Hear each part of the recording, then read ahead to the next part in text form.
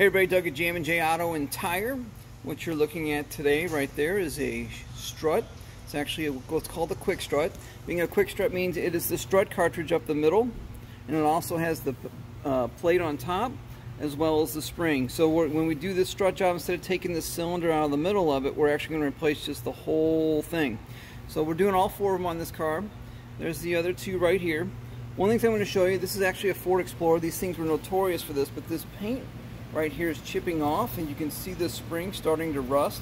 And eventually what happens is that spring will break. We've seen them actually go into tires, cause flat tires. So this is something we need to get replaced. Now I'm going to go over the car and show you the new one going up in there. Okay, and here is the new strut all back up in there. If you see, it's a brand new cartridge up the middle, and I got a brand new strut plate up in here, and then a brand new spring. Not only is this car going to ride much smoother because the strut's been replaced, but it's also going to restore the original ride height, and this car will drive and just like it was brand new all over again.